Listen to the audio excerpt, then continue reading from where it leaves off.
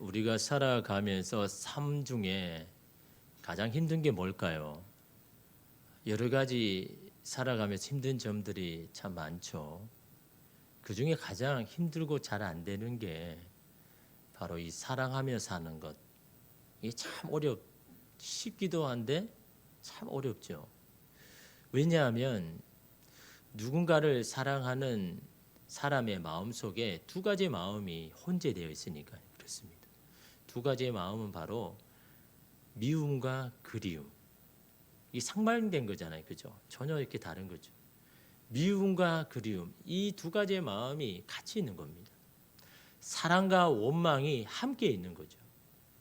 그래서 눈에 보이면 믿고 눈에 보이지 아니하면 또 그리운 게 이러면 이게 사람의 마음인 겁니다. 그래서 이러면 사실은 이게 사랑하며 산다는 게 참 어렵죠. 그래서 이 노래 가사 중에 이런 구절이 있습니다. 이별은 미움을 덮는다.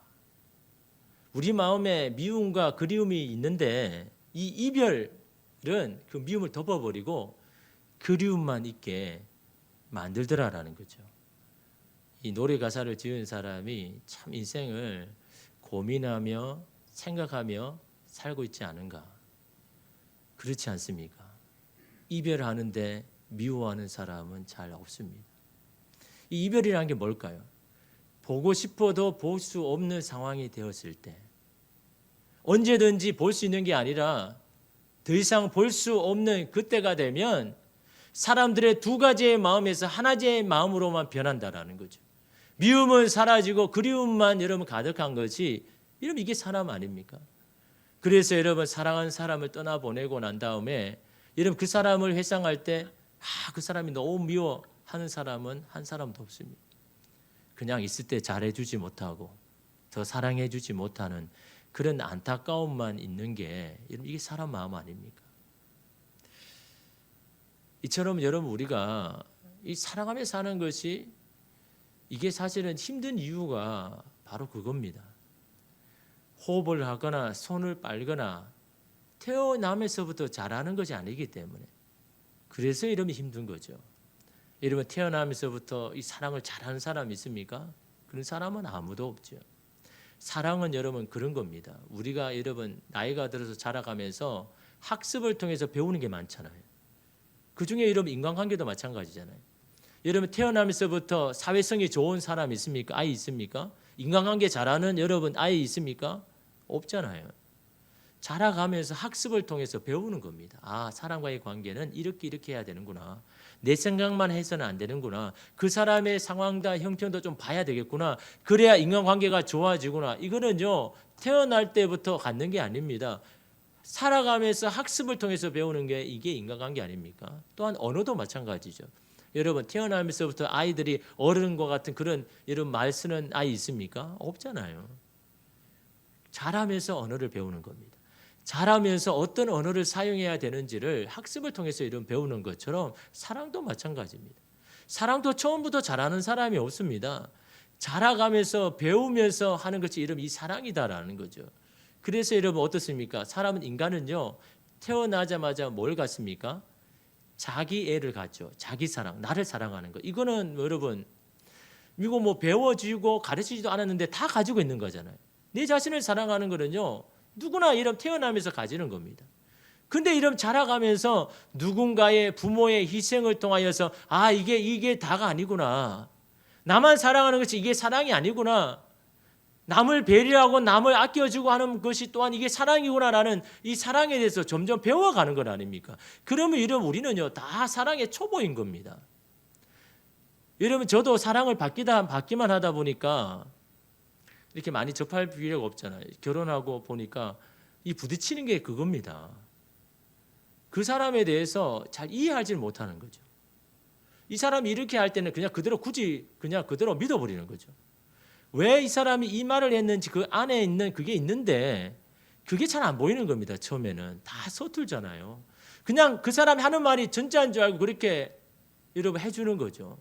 예를 들어서 어떤 사람이 그러는 겁니다. 이 교회 일이 저는 너무 많이 맞는 것 같습니다. 난 너무 힘듭니다. 이 교회 오니까 이 일 때문에 아니 시부모도 왜 니만 일하느냐 막 그렇게 이야기하는데 저 너무너무 이게 일이 많아서 힘듭니다. 그 이야기를 제가 딱 들으니까 이 사람 일이 많아서 안 되겠구나. 일을 나눠줘야 되겠다. 그래서 일을 빼앗아서 다른 사람을 좀 줬거든요. 그러니까 나를 더 이상 이제 인정하지 않는 것 같다라고 그렇게 이야기하는 겁니다. 아니 나는 당연히 힘들다 그러니까 일을 나눠줬는데 그런데 왜 그렇게 나에게 이야기하는지 그 내면의 마음을 모르는 겁니다.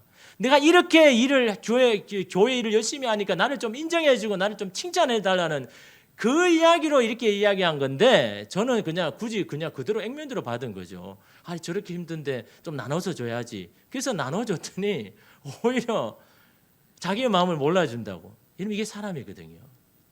서로를 알아가는 것은 시간이 필요한 겁니다. 서로 부딪히면서 이게 이 사람 이런 말이 아니구나, 이런 뜻이 아니구나. 서로 하면서 여러분 알게 되는 것이 처음부터 여러분 상대의 마음을 어떻게 알겠습니까? 여러분 사랑도 마찬가지입니다. 전혀 다르게 살아왔던 사람이 같이 살아가는데 어떻게 다 이해가 됩니까? 여러분이 바라보는 부모님의 모습이 있고 또 상대편의 부모님이 바라보는 모습이 있지 않습니까? 이게 같을 수가 없잖아요. 근데 내가 알고 있는 것이 전부라고 생각하면 이게 싸움이 일어나는 겁니다. 내가 알고 있는 부모 아닌 다른 부모가 또 있는 겁니다. 그 부모에 대해서 여러분 서로 이렇게 다투면서 알게 되는 거죠. 우리 부모가 다 부모가 아니구나. 다르게 또 살아가는 부모도 있구나라는 하면서 이게 이름 넓어지는 것 아닙니까? 그래서 이름 사랑이랑 똑같습니다. 사랑도 여러분 다 초보자인 겁니다. 그래서 여러분 사랑에는요 성공과 실패가 없는 겁니다. 누구는 사랑에 성공하고 실패한다. 이게 말이 안 되는 거죠. 다 초보자인데 다 배워야 할 사람인데 누구는 성공하고 실패한다. 이러면 이게 있을 수가 없는 겁니다. 근데 여러분 사람은 어떻습니까? 누구에게 사랑하거나 사랑받기 위해서 막 여러 번 시도했는데 이게 잘 안 돼요. 그럼 어떻게 합니까? 이거는 내가 이룰 수 없는 목표다. 내가 정말 성공할 수 없는 목표다라고 마음을 접고 어떻게 합니까? 다른 것에 관심을 가지죠. 뭐 취미 생활을 하거나 아니면 운동을 하거나 막 여기에 관심을 가집니다.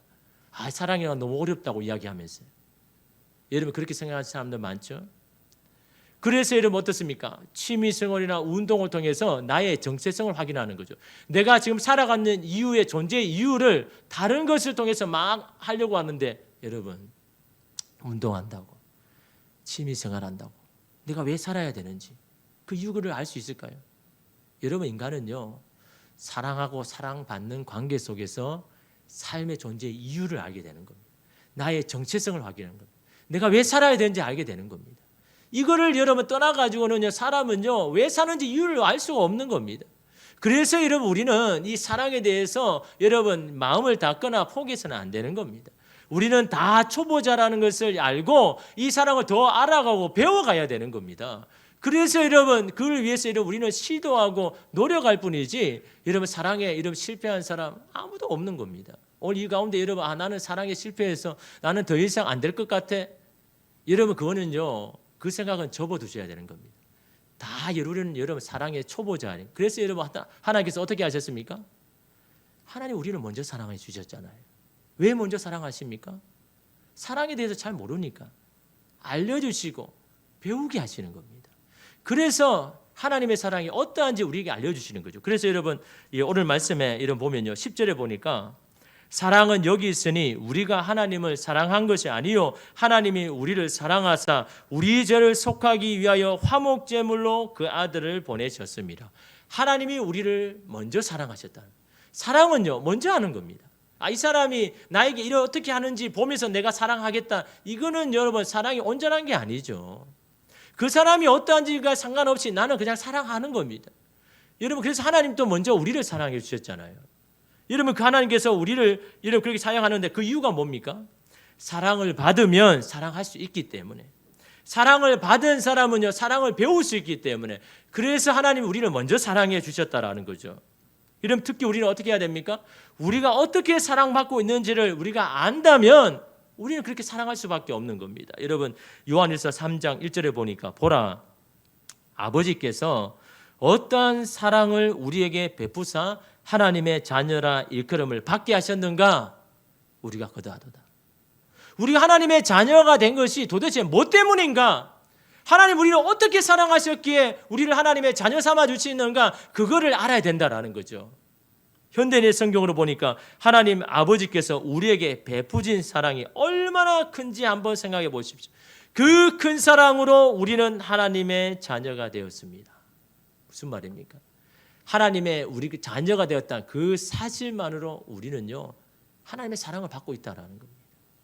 우리가 하나님의 자녀라는 그 자체가 바로 우리가 하나님께 사랑을 받고 있다라는 그 증거를 말씀해 주고 있다라고 말하는 겁니다. 여러분, 우리가 하나님의 자녀가 된 게 그저 된 겁니까? 우리가 선택해서 된 걸까요? 우리가 하나님의 사랑할 만한, 우리가 하나님의 사랑 자녀가 될 만한 그런 자격이 있어서 여러분 된 사람 여기 아무도 없습니다. 야, 나 저 사람 보니까 야 정말 내 아들이 될 만해, 그렇게 여러분 생각할 사람은요 아무도 없는 겁니다. 그럼에도 불구하고 우리를 하나님의 자녀로 삼아 주셨다는, 여러분 이것 자체만으로도 우리가 하나님의 사랑을 받고 있다라는 것을 이런 말씀하고 있지 않습니까? 여러분 우리가 세상 사람과 다른 게 뭘까요? 가만히 돌아보면 여러분 어떻게 보면 우리는 세상 사람과 똑같은 것 같아요. 똑같이 분노하고 똑같이 시기하고 똑같이 질투하고 똑같이 욕심투성이를 가진, 어떻게 보면 삶을 보면요 별로 이렇게 다른 게 없는 것 같습니다. 우리가 세상과 다른 이유는 다른 것이 아닙니다. 우리가 하나님의 자녀라는 이 사실, 하나님 우리를 자녀로 여겨 주셨다라는 이 사실, 이것만 여러분 확실한 여러분 증거 아닙니까? 마태복음, 마가복음, 누가복음에 공통적으로 나오는 사건들이 많지 않습니까? 그 중에 한 가지가 예수님께서 요단강에서 세례 요한에게 세례를 받는 장면입니다. 이 장면은요 마태, 마가, 누가에 다 똑같이 나옵니다. 여러분 그 장면을 왜 넣으셨을까요? 우리가 여러분 생각하기에는 여러분 거기에서 어떤 일이 일어납니까? 예수님께서 세례를 받으실 때 하늘에서 소리가 나죠. 마가복음 1장 11절에 보니까 하늘로부터 소리가 나기를 너는 내 사랑하는 아들이라 내가 너를 기뻐하노라 하시니라. 하늘에서 하나님이 친히 예수님에게 하신 말씀입니다. 지금 여러분 이때가 예수님께서 본격적으로 이제 사역을 시작하실 때잖아요. 아직 예수님을 아는 사람은 아무도 없습니다. 그런데 그 첫 시작을 뭘로 시작합니까? 하나님이 나를 이처럼 사랑하는 아들이라 여기시고 나를 기쁘게 여기신다는 이 사실, 우리가 보기에는 하나님의 아들인데 그걸 다시 말한다고 무슨 의미가 있느냐 말하지만요, 인간의 몸을 가지신 예수님께서 첫 사역을 시작할 때 가장 중요한 것은요, 하나님이 나를 사랑하는 아들이라고 여겨주시는 것, 하나님이 나를 기뻐하신다는, 여러분 이게 너무너무 중요한 겁니다. 사람들이 몰라줘도 괜찮습니다. 그들을 위해서 내가 십자가를 져도 괜찮은 겁니다. 그 희생을 몰라줘도 괜찮습니다. 하나님이 나를 알아주시니까, 하나님이 나를 사랑하는 아들로 여겨주시니까, 이게 여러분 예수님에게 큰 위로와 힘이 되는 겁니다. 다른 것이 아닙니다. 이 사랑이 너무 중요한 거예요. 근데 여러분 우리는 사람의 길일 때가 많죠. 사람의 사랑을 요구할 때가 많습니다. 그 사랑만을 기대며 살아갈 때가 얼마나 많습니까? 참으로 그 인생은요 위험천만한 인생입니다. 언제 그 여러분 인생의 배가 좌초되고 파손될지 모릅니다. 여러분 사람을 어떻게 기댈 수 있습니까? 지금은 나를 사랑한다고 하죠. 여러분 그러나 언제든지 마음이 바뀌어서 여러분 깨어질 수 있고 떠날 수 있는 게 이 사람의 사랑 아닙니까? 지금은 나를 지지해주고 응원해준다 그러지만 그게 영원한 사람이 있습니까? 여러분 마음이 깨어지면요 남남과 똑같은 것이 여러분 우리가 사랑하는 사람 아닙니까? 여러분 그런 사람에게 어떻게 우리가 기대하고 믿을 수가 있을까요? 아니면 그 기대를 가지고 살아갈까요? 그 사랑하는 사람이 나에게 사랑해 주지 않는다라고 낙심하면서 힘들어하면서 여러분 그렇게 살아갈 수 있을까요? 여러분 그 사랑은요 완전하지 않습니다. 여러분 그 사람은요 그거는요 우리는 사랑해야 할 대상이지 우리가 의지하고 믿을 대상은 여러분 아니다라는 겁니다. 여러분 예수님께 그게 너무 중요했습니다. 세상 사람들이 몰라줘도 하나님이 나를 사랑하는 아들이라고 여겨주시는 게 이게 여러분 너무 중요한 겁니다. 여러분 예수님 십자가에 달리실 때 사람들이 조롱했죠. 뭐라고 조롱했습니까? 내가 믿는 하나님이 어디 있느냐? 하나님이 너의 아버지라면서. 근데 네가 이 십자가에 이렇게 죽어가는데 도대체 너의 아버지는 어디 계시느냐? 여러분 그 이야기를 사람들이 했을 때 예수님 어떻게 반응을 하셨을까요? 아무런 반응을 안 하셨습니다. 왜 그랬을까요? 그건 사실이 아니니까. 나는 하나님의 버림받은 아들이 아니라 하나님이 사랑하시는 아들이니까, 하나님이 나를 기뻐하시니까. 이것이 여러분 중요하니까. 사람이 어떻게 말하고 생각하는 그게 중요한 게 아닙니다. 여러분 오늘 우리도 세상에 살면서 여러분 그런 소리 많이 듣잖아요. 하나님을 믿는다면서, 하나님이 아버지라면서, 도대체 그 하나님은 도대체 어디 있느냐? 네가 이렇게 힘든데 도대체 네 하나님은 어디 있는 거야? 하나님 너 정말 사랑하는 거 맞냐라고 그렇게 여러분 소리를 들을 때 많잖아요. 그럴 때 여러분 오늘 우리들의 반응이 뭡니까? 곰곰이 생각해 보니까 그런 것 같아요.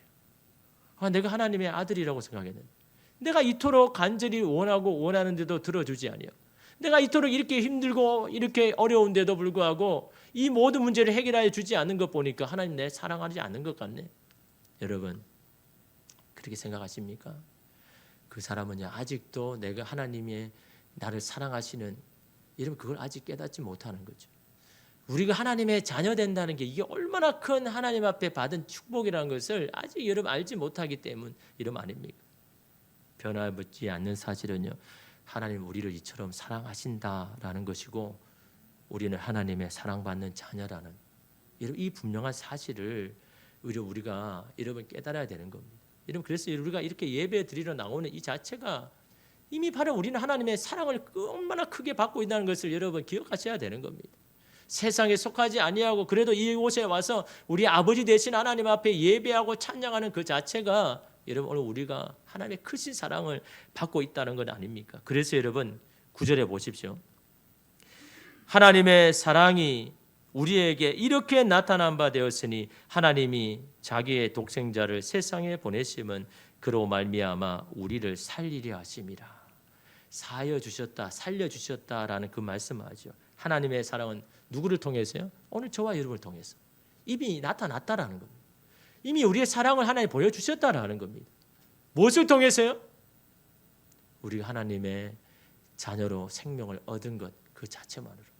여러분 어떤 사람은 이런 말을 합니다. 정말 하나님이 나를 사랑 안 하시면, 하나님이 안 계시면 나 이렇게 살지 못했을 거라고. 그냥 세상에 빠져가지고 그냥 죄와 쾌락 가운데 살다 그냥 죽어버릴 것이라고.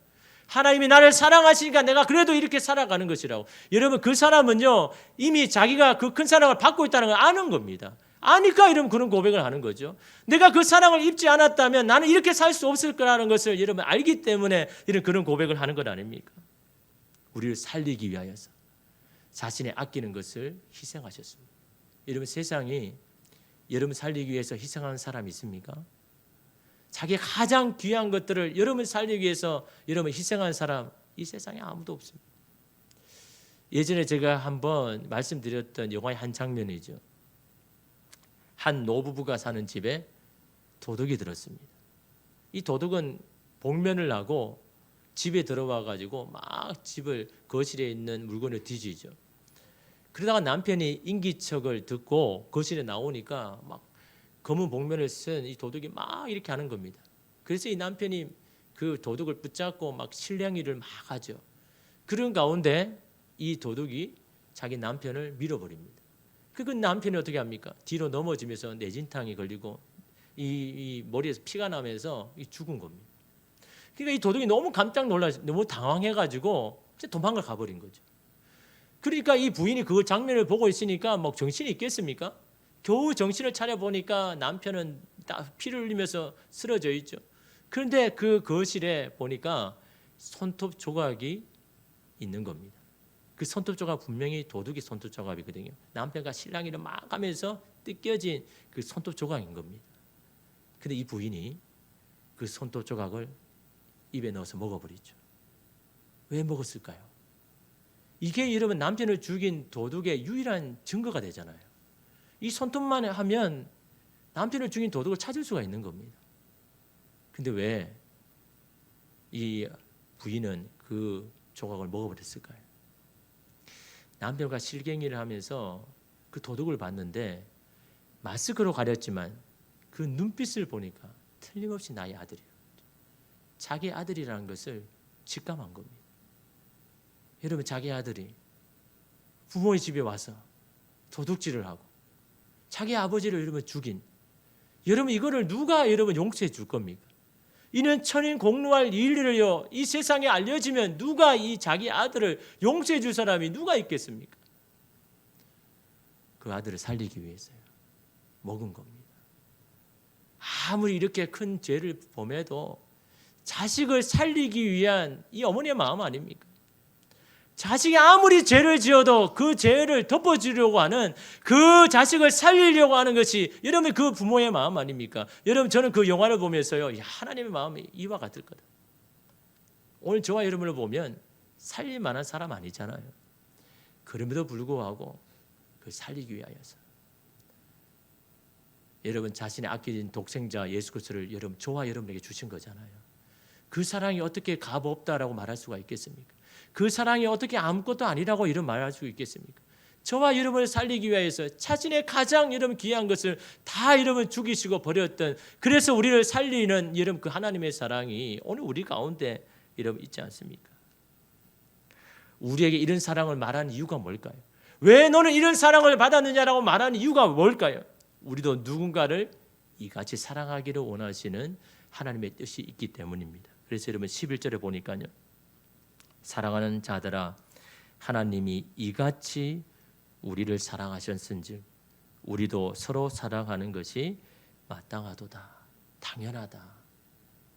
이같이 우리를 사랑하신다는 것을 안다면, 이 같은 사랑을 받았다는 것을 너희가 믿는다면 서로 사랑하는 것이 그냥 마땅하다 라고 이런 말씀하죠. 이같이 사랑하신 건 어떤 사랑입니까? 사랑할 만한 사람 사랑하는 게 이 같은 사랑 아니잖아요. 용서할 만한 사람 사랑하는 것, 이런 이게 이같이 우리가 사랑을 받은 겁니까? 이 같은 사랑, 그런 사랑 아니잖아요. 도무지 용서받지 못할 죄인 아닙니까? 도무지 살리지 못하는 그런 사람 아닙니까? 그런 사람을 여러분 용서하시고 사하여 주신 것이 여러분 이 같은 사랑 아닙니까? 도무지 용서할 수 없는 사람, 도무지 사할 수 없는 그런 죄를 가진 사람을 여러분 사랑하는 게 이 같은 사랑 이름 아닙니까? 여러분, 우리가 이 사랑을 받았는 것도 아는데 이게 왜 잘 안 될까요? 왜 우리가 그렇게 그런 사랑으로 용서해주고 또 받아주고 또 이해하고 또 넘어가야 됨에도 불구하고 그렇게 하지 못하는 여러분 이유가 무엇일까요? 그런요, 우리 내면에 이런 마음이 있는 거죠. 그래도 내가 저 사람보다 낫다. 그래도 나는 저 사람보다 그렇게 악하지 않다.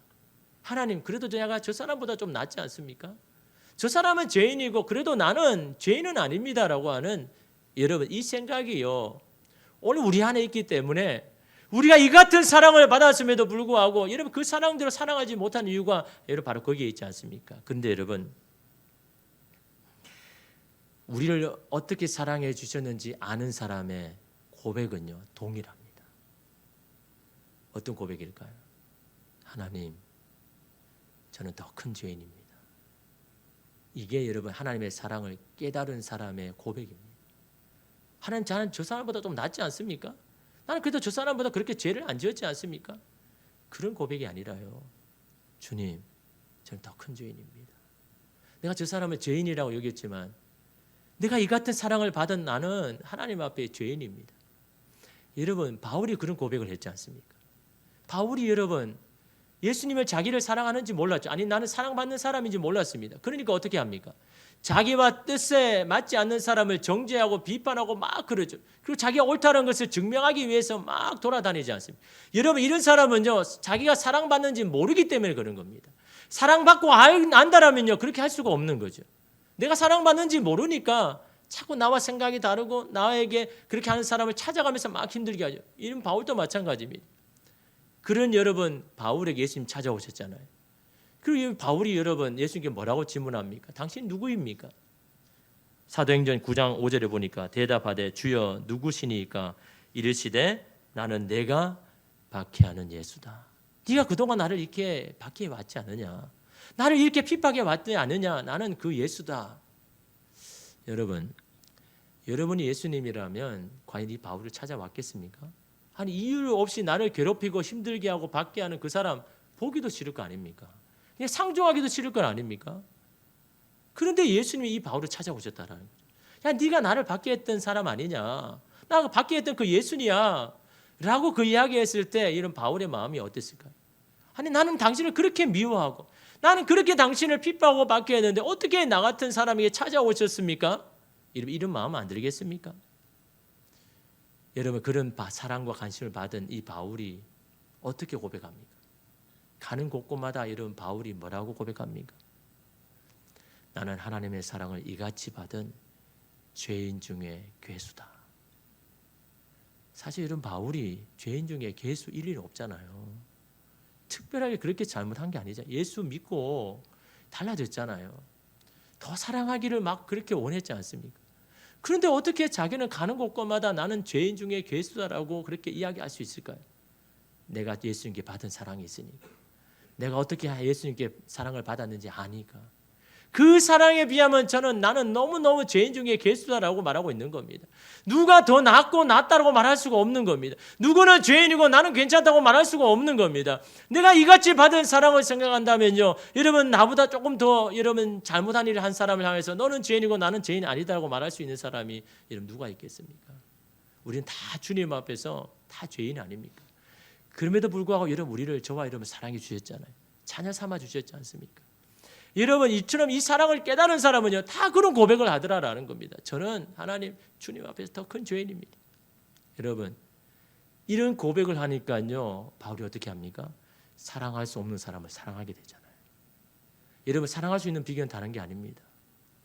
내가 받은 하나님의 사랑을 알고 그 사랑 앞에 자기의 현 주소를 여러분 깨달을 때 우리는 사랑할 수가 있는 겁니다. 여러분 바울이 보십시오.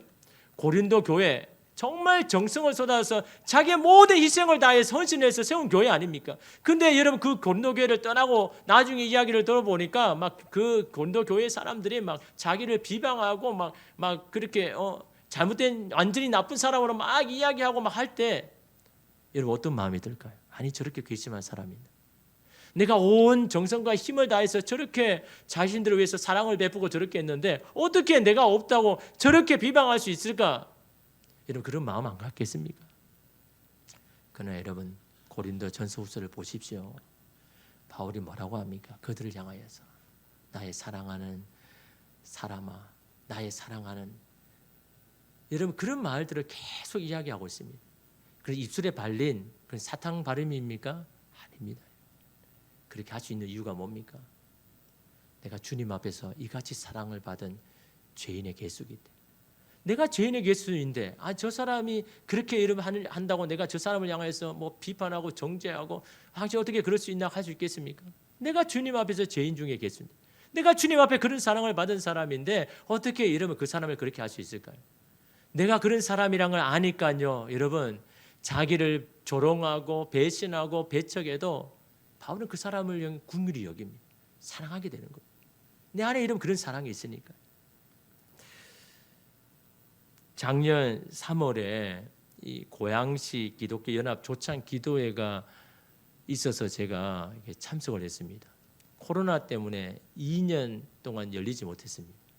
매년 조찬 기도회를 하면서 나라와 교회와 지역을 위해서 이렇게 기도하는 모임인데 2년 만에 다시 이렇게 모여가지고 이 수백 명의 목회자들이 이 나라와 코로나와 또 교회와 또 이 지역을 위해서 그렇게 중부하면서 기도를 하는데요.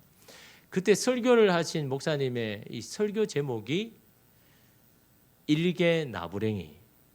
설교 제목이 좀 특이하죠. 일개 나부랭이. 여러분 나부랭이라는 말은 남을 좀 비하하는 말이잖아요. 그렇지 않습니까? 당신은 나부랭이다. 그 나보다 못한 사람이다. 이렇게 비천하게 하는 말인데 그 일개 나부랭이다. 여러분 이 말이요 누군가 나에게 한다 그러면 화가 나죠. 속상하죠. 아니 당신이 뭔데 나를 그렇게 판단하느냐고. 왜 나를 그렇게 대하느냐고. 근데 이게요 자기 스스로 고백한다라면 이게 달라지는 겁니다. 내 스스로 내 자신의 실존을 알고 나는 일개 나부랭이에 불과합니다라고 말했을 때 그거는요 참다운 겸손이고 사람들에게 도전을 주는 그런 고백이잖아요. 그렇지 않습니까? 저 사람은 우리가 봐도 괜찮은 사람인데 자기 스스로 나는 일개 나부랭이에 불과합니다. 저는 아무것도 아닙니다. 라고 그렇게 이야기했을 때는요. 이게 참으로 여러분 이게 도전이 되는 말 아닙니까? 왜 일개 나부랭이냐라는 이야기를 했느냐 하면 이 설교의 제목에 나오는 사람이 베드로입니다. 베드로가 여러분 예수께서 베드로 찾아가셨잖아요. 밤새 동안 여러분 이 그물을 가지고 물고기를 잡았자면 실패했잖아요. 그리고 새벽에 다시 왔는데 예수님께서 뭐라고 합니까? 야, 그물을 다시 내려놓지 말고 깊은 데로 가서 그물을 내려라. 그래 하니까 이 베드로가 바다에 대한 경험과 지식을 열어놓고 예수님의 말씀에 따라서 그물을 내리죠. 그리고 그 물을 내렸는데 여러분 상상할 수 없는 이 고기를 잡잖아요. 거기는 여러분 자기가 어제 실패한 바다입니다. 근데 예수님의 말씀 따라하니까요. 여러분 이 삶이 바뀌어진 거잖아요. 실패해서 성공으로 예수님의 말씀에 순종했는데 그걸 여러분 보고 난 다음에 베드로가 쫓아와서 예수님께 뭐라고 고백합니까? 누가복음 5장 8절에 시몬 베드로가 이를 보고 예수의 무릎 아래에 엎드려 이르되 주여 나를 떠나소서 나는 죄인이로소이다. 나는 죄인이로소이다 라는 말을 다른 말로 나는 일개의 나부랭이에 불과합니다. 저는 아무것도 아닙니다. 어떻게 저 같은 사람에게 찾아오셨습니까? 이 많은 사람 중에 그 갈릴리 바다에 얼마나 많은 사람 중에 어떻게 나 같은 미천한 사람을 찾아오셔서 실패한 내 인생 가운데 나를 외면하지 아니하시고 또 새로운 길로 인도하기 위해서 나를 이렇게 손을 내미십니까? 저는 당신의 그 관심과 사랑을 받을 만한 자격이 없는 죄인입니다. 나부랭이에 불과합니다. 그렇게 여러분 이 베드로 고백한 거 아닙니까? 여러분 하나님께서 우리를 귀하고 보배롭게 여기시죠. 그러나 우리는 하나님 앞에서 일개 나부랭이에 불과하잖아요. 미천한 사람 아닙니까? 여러분 거기에는 높고 낮은 게 별로 의미가 없습니다. 누가 지혜 있고 지혜 없고도 별로 중요하지 않습니다. 누가 재력이 많고 없고도 중요하지 않습니다. 누가 건강하고 건강하지 못한 것도 중요하지 않습니다. 우리가 주님 앞에서 그런 관심과 사랑을 받은 사람이라는 거 이거 여러분 하나 깨달으면요. 이 세상에 여러분 두렵지 않고 부럽지가 않은 겁니다. 이 세상에 여러분 하나님의 사랑을 이같이 받은 사람이 오늘 우리 아니면 여러분 누가 있겠습니까? 하나님 앞에서는요 용서받지 못할 죄도 용서하지 못할 것도 없습니다. 우리는 하나님의 사랑의 대상이기 때문에. 그러니 여러분 우리는 누구를 향하여서 당신은 더 큰 죄인이라고 말할 수 없는 겁니다. 나는 누구보다 더 낫다고 누가 그렇게 말할 수가 있겠습니까? 우리 모두는 주님의 궁휼하심과 용서함을 받아야 할 대상 아닙니까? 그러기에 여러분 사랑에는요 성공과 실패가 없는 겁니다. 내가 이렇게 좀 해봤더니 안 되더라. 나는 이게 안 될 것 같아. 여러분 우리는요 주님의 사랑에 비하면 초보자 아닙니까? 아주 이런 불완전한 사랑으로 살아가고 있지 않습니까? 당연히 여러분 실패할 수밖에 없죠. 먼저 주님의 그 큰 사랑을 우리가 먼저 깨달아야 되는 겁니다. 내가 이토록 하나님의 놀라운 사랑을 받고 있다는 것을 우리가 먼저 알아야 여러분 우리가 이 사랑으로 여러분 사랑으로 다시 여러분 시도하고 노력할 수가 여러분 있는 것 아닙니까? 여러분 그래서 여러분 12절을 보니까 어느 때나 하나님을 본 사람이 없을 때 만일 우리가 서로 사랑하면 하나님이 우리 안에 거하시고 그의 사랑이 우리 안에 온전히 이루어지니라. 하나님의 사랑이 언제 온전히 이루어진다고요?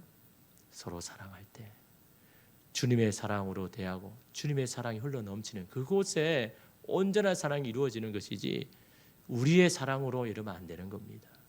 여러분 우리 설 명절 기간 동안 우리에게 필요한 건 다른 거 아닙니다.